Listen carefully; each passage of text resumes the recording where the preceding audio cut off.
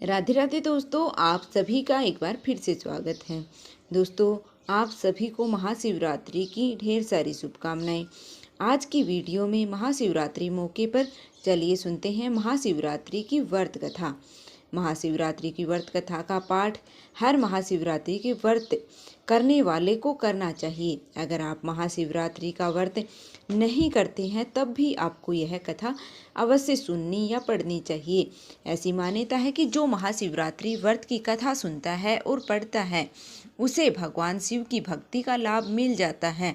इसलिए हर शिव भक्त को महाशिवरात्रि की व्रत कथा अवश्य सुननी चाहिए। इसलिए चलिए सुनते हैं महाशिवरात्रि की व्रत कथा। एक बार की बात है, पार्वती जी ने भगवान शिव शंकर से पूछा कि ऐसा कौन सा श्रेष्ठ और सरल व्रत पूजन है जिससे मृत्युलोक के प्राणी आपकी कृपा प्राप्त कर लेते हैं। उत्तर में भगवान शिव जी ने पार्वती जी को शिवरात्रि के व्रत का विधान बताकर एक कथा सुनाई। यह कथा इस प्रकार थी। एक समय की बात है, एक बार चित्रभानु नाम का एक शिकारी था। पशुओं की हत्या करके वह अपने कुटुंब को पालता था और वह एक साहूकार का ऋणी भी था। लेकिन ऋण को समय पर ना चुकाने से साहूकार क्रोधित हुआ और उसने उसको शिव मठ में बंदी बना लिया। संयोग से जिस दिन उसे बंदी बनाया गया उस दिन शिवरात्रि थी। बंदी रहते हुए शिकारी शिव मठ में भगवान शिव के संबंधित धार्मिक बातें सुनता रहा और उनसे वहाँ शिवरात्रि का व्रत कथा भी सुनी। संध्या होने पर साहूकार ने उसे बुलाया और ऋण चुकाने के लिए पूछा तो शिकारी ने अगले दिन सारा ऋण लौटा देने का वचन दिया। साहूकार ने उनकी बात मान ली और उसे छोड़ दिया। शिकारी जंगल में शिकार के लिए निकला, लेकिन दिन भर बंदी गृह में रहने के कारण वह भूख प्यास से व्याकुल था।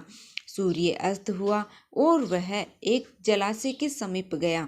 जलाशय के किनारे एक पेड़ था। अब शिकारी पीने का थोड़ा सा जल लेकर उस पेड़ पर चढ़ गया। उसे पूरी उम्मीद थी कि कोई ना कोई जानवर अपनी प्यास बुझाने के लिए वहां जरूर आएगा। वो पेड़ बेलपत्र का था और उसी के नीचे एक शिवलिंग भी था जो सूखे बेलपत्रों से ढके होने के कारण किसी को दिखाई नहीं दे रहा था। शिकारी को उस बात का पता नहीं चला और वह भूख प्यास से थका हुआ उसी पर मचान बनाकर बैठ गया। अब मचान बनाते समय उसे कुछ टहनियाँ तोड़ी और संयोग से शिवलिंग पर जा गिरी। इस प्रकार से दिन भर भूखे प्यासे शिकारी का व्रत हो गया और शिवलिंग पर बेलपत्र भी चढ़ गए। एक पहर रात्रि का बीत गया, तभी एक गर्भवती हिरनी वहां पर तालाब पर पानी पीने पहुंची। शिकारी ने धनुष पर तीर चढ़ाकर जैसे ही प्रत्यंचा खींची, उसे हाथ से धक्के से कुछ पत्ते और जल की कुछ बूंदें नीचे बने शिवलिंग पर जा गिरी और अनजाने में ही सही शिकारी की पहले पहर की पूजा हो गई।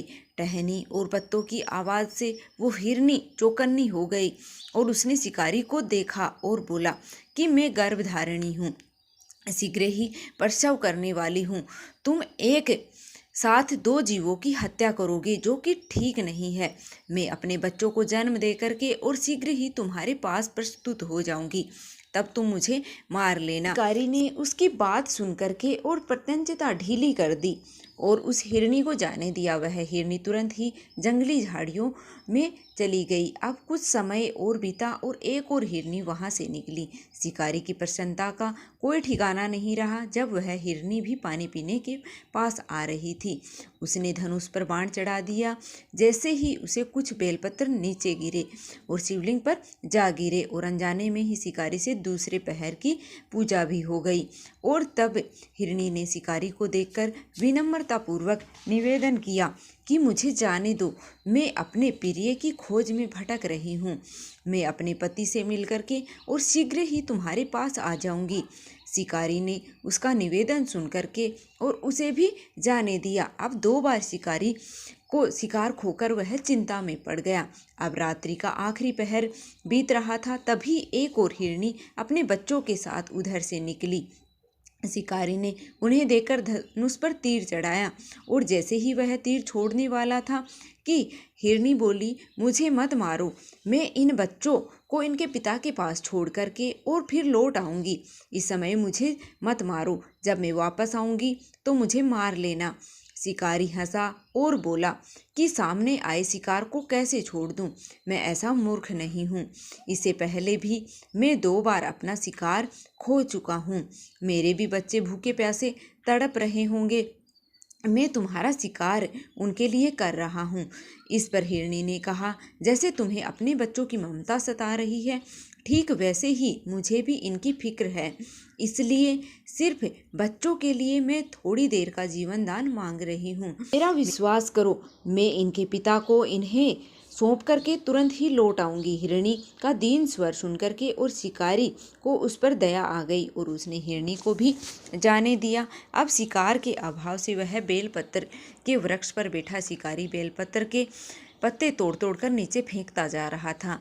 उसकी इस तरह से तीसरे पहर की पूजा भी हो गई, स्वतः ही संपन्न हो गई। अब उसने देखा कि एक हष्ट पुष्ट हिरण उसी रास्ते पर आया। शिकारी ने सोच लिया कि इसका शिकार तो वह अवश्य ही करेगा। शिकारी की तनी हुई प्रत्यंचता देख करके हिरण दीन स्वर में बोला कि भाई, यदि तुमने मेरे पहले आने वाले 3 मृग हो और उनके छोटे बच्चों को मार डाला है तो ऐसा करो कि मुझे भी मार दो, ताकि मुझे उनसे अलग होने का एक क्षण का भी दुख ना सहना पड़े। मैं उन हिरनियों का पति हूँ और यदि तुम्हें उन्हें जीवन दान दिया है तो मुझे भी कुछ क्षण का जीवन दान दे दो। कृपा करो, मैं उनसे मिलकर के और तुम्हारे सामने उपस्थित हो जाऊंगा। हिरण की बात सुनकर के और शिकारी ने सारी कथा उस हिरण को सुना दी। तब हिरण ने कहा कि मेरी तीनों पत्नियां जिस प्रकार से प्रतिज्ञाबद्ध हो गई हैं, वह मेरी मृत्यु से अपने धर्म का पालन नहीं कर पाएंगी। इसलिए जैसे तुमने उन पर विश्वास करके उन्हें छोड़ा है, वैसे ही मुझे भी जाने दो। अब हम सब तुम्हारे सामने जल्दी ही उपस्थित हो जाएंगे। अब उपवास, रात्रि जागरण और शिवलिंग पर बेलपत्र चढ़ाने से शिकारी का हिंसक हृदय निर्मल हो गया था और उसने भगवत भक्ति का वास हो गया था। उसने हाथ में धनुष और बाण छूट गए और उसने मृग को जाने दिया। थोड़ी देर बाद वह हिरण अपने परिवार सहित शिकारी के सामने उपस्थित हो गया और शिकारी से कहने लगा कि अब तुम हमारा शिकार कर लो, लेकिन जंगली पशुओं की ऐसी सत्यता, सात्विकता और सामूहिक प्रेम भावना देख करके शिकारी को बहुत ही ग्लानि हुई। उसकी आंखों में आंसू झड़ने लगे। उसने उस हिरण के परिवार को ना मार करके अपने कठोर हृदय को जीव हिंसा से हटा लिया और कोमल और दयालु बन गया। यह सब देवलोक से भगवान शिव देख रहे थे और उनके ऐसा करने पर वह उस पर प्रसन्न हुए और तत्काल ही उन्होंने अपने दिव्य स्वरूप का दर्शन करवाया और साथ ही उसे सुख समृद्धि का वरदान देकर के उसे गुह नाम प्रदान किया। यह वही गुह था जिसने भगवान श्री राम ने मित्रता की थी। ओम नमः पार्वती पति, हर हर महादेव। तो यह थी महाशिवरात्रि की पौराणिक व्रत कथा। उम्मीद करती हूँ आप सभी पर भगवान शिव और माता पार्वती की कृपा हमेशा बनी रहे। आपको आज की यह कथा कैसी लगी कमेंट करके ज़रूर बताइएगा और साथ ही हमारे इस चैनल को सब्सक्राइब करना बिल्कुल ना भूलें और कमेंट बॉक्स में हर हर महादेव अवश्य लिख दीजिएगा, जिससे भगवान शिव और माता पार्वती की कृपा से आपकी सभी मनोकामनाएं पूर्ण हो जाएं।